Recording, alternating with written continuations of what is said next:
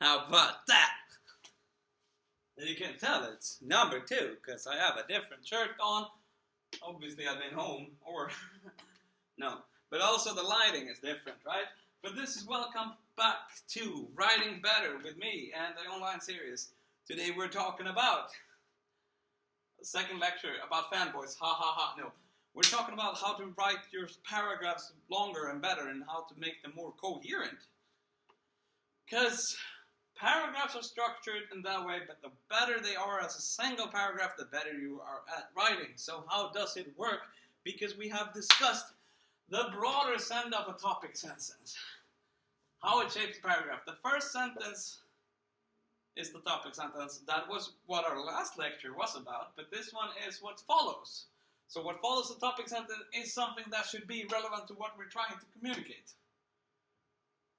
And in our example today, we're going to look at a example that starts like this.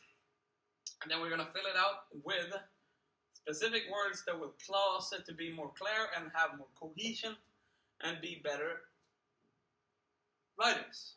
Okay, so this is just an example. And children are suffering too much in this world. That is our topic sentence for an essay we're writing. How do we fill it out? What comes after? We are practicing conjunctions. And that's why we said fanboys, because the coordinating conjunctions are for, and, nor, but, or, yet, so. Fanboys. But there are many different types, and they all serve certain different functions in your writing.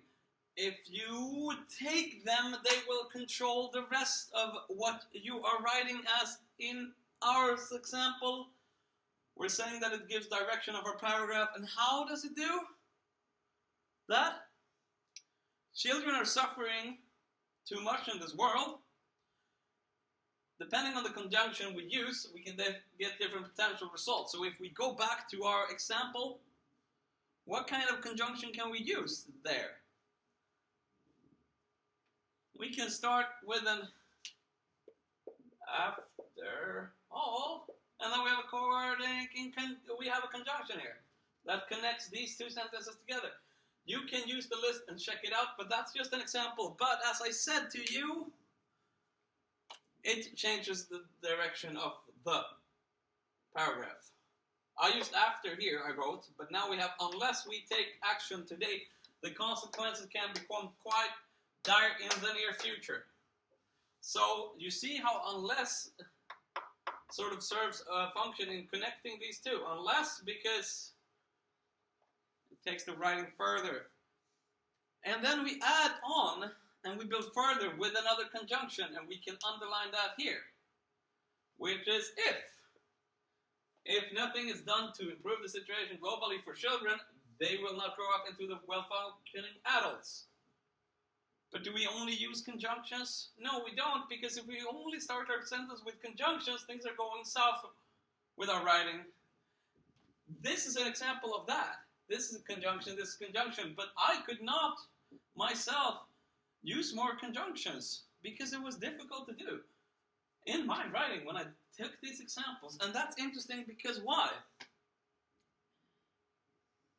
If we look at this, we have another sentence construction that we are going to talk about soon. Because when we look at it as this is not a coordinating conjunction. It's not a connecting word. It starts a new idea in our paragraph, which talks about one of the reasons for the suffering is the constant peer pressure in social media.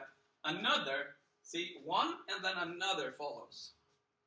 And then these two things have two more things that mark independent clauses within the text, but they are not independent because they're depending on what you're writing, and they are these words that are known as they and which. That's why that one is green, but I forgot to put this one green.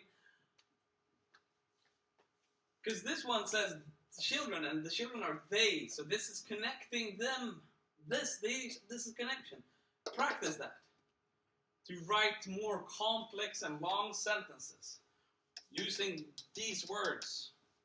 What are they? They are known as WH clauses or coordinating clauses or many different names in linguistics, but the WH clauses are things that provide depth and can ask questions to specify what you're talking about. See, even this sentence here has them. It has a coordinating conjunction in that, but we can change that to which, and then it becomes a WH clause.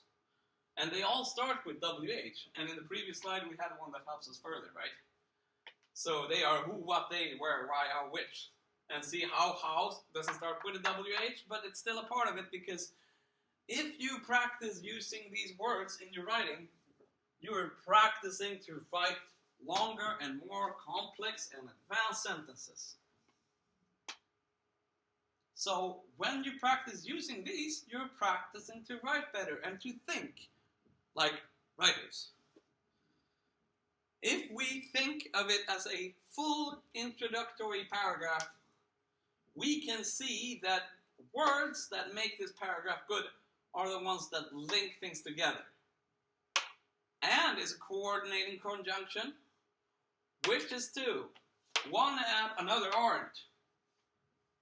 But once we read the entire thing, we're coming to maybe the most important part of an introductory paragraph that I said will be the example, and that is that it has a concluding statement that leads into the next paragraph.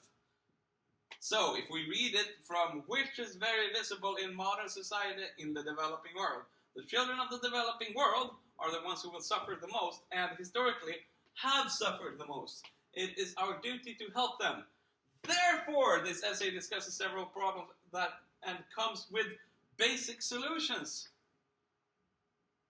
End of introductory paragraph. Starting the next paragraph that then discusses one problem in depth and comes with a basic solution. And that's it for this one, I think. Why, yes it is, so I'm gonna disappear again. Bye! Actually, I gotta turn it off. And so, bear with me.